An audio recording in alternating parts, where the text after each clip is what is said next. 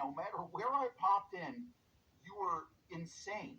I mean, doing like like you were saying the bad motherfucker club, but I mean at the highest level of violence. From like I watched I finally actually sat down and watched the notorious pencil spot that everybody talks about. But there's a semi reason that I'm bringing that up to you. I heard a story about you, and I'd like to bring it up to you if you don't mind. Go right ahead. Francis, you have not heard this one. Mm. So, Pondo, you said that you wrestled hardcore recently. Hardcore is a friend of ours. Yeah. When you got announced that you were going to be wrestling him, he contacted me in like the middle of the night and was just gushing about it, just like, oh my God. Like, I mean, it was a huge, huge, huge big deal for him. Okay. Yeah. If he's listening, he doesn't know this story. Somebody else told me that when he showed up to the arena for your match that day, that he brought a pencil board. Yeah.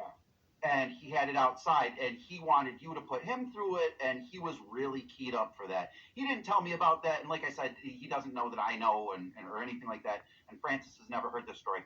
But I was told that you went outside and you destroyed it, and you're just like, fuck that dumb bullshit. Yeah. And I wasn't. Go ahead.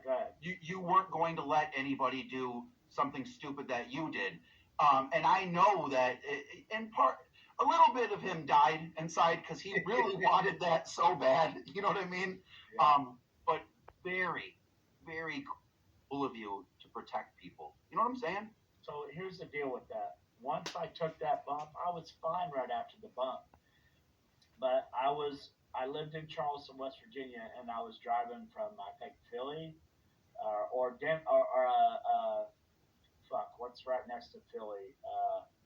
It starts with a D, and we can do death matches there. Delaware?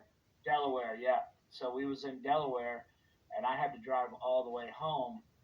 And on the way home, I could feel my body doing something really weird. Like I had Gypsy Joe in the back seat. I had my who does not drive. I had my Japanese wife at the time who does not drive.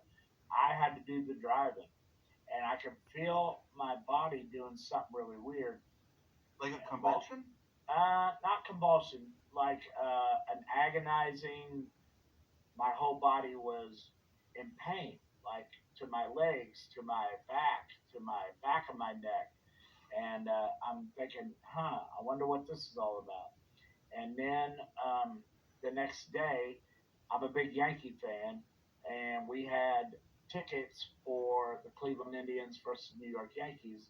So then I had to drive again to Cleveland 4 hours, sit in those comfortable baseball seats. Very cool. Yeah. And then drive back home. And once I got home off that Cleveland trip, like my body just shut the fuck down. And I didn't go to a hospital or anything. And finally, I said, probably I'll feel better tomorrow. Then I said, maybe I'll feel better tomorrow.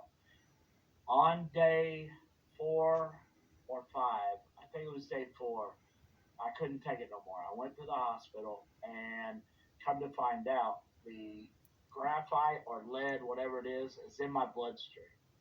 Oh, So, no. yeah, so for 6 days, it was nothing but agony. So since that bump, Neil Diamond Cutter was going to do the pencil spot, and Jimmy Chondo was going to do the pencil spot. And I get it. They're Pondo fans. They wanted to do the same thing I did. I called them both and said, guys, don't fucking do that spot. And I know to begin with, maybe it sounded like I was trying to be the only one to do that spot and not want anybody else to upstage me. I don't give a fuck about upstaging. I told those two, I'm like, look, it was the worst idea I ever had. So we're at CZW, and we're at that tournament, and it looks like a fucking mass unit back there. There's bloody towels all over the place. There's all types of different weapons, and I'm a guy who sits back and pays attention. So I want to be remembered anywhere I go. So I'm sitting back there and I'm watching guys fumble through the weapons, and they're grabbing barbed wire boards or grabbing bundles of light tubes. The one thing that people kept looking at and going, "Oh no, we're not doing that," was this pencil board.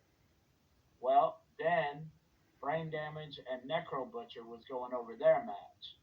Necro Butcher is the bravest deathmatch guy I ever met. And when he looked over at that pencil board and he goes, "Oh, we ain't fucking with that," I'm like, "Oh my God, that's what I can do. That's how I'll be remembered in this match, in this tournament." So they remember four things about that tournament. They remember that Necro won. They remember that Nick Gage got caught on fire. They remember a guy named Blood took a bump over the top rope and put his knee in a shopping cart full of light tubes and cut that thing severely. And they remembered that I landed on those pencils. Mostly that I landed on those pencils. So, mission accomplished. It was 6 days of fucking agony that I told Neil Diamond Cutter, I told Jimmy Chondo, and I'm telling any wrestler out there that wants to imitate that shit, don't do it. It was that fucking bad.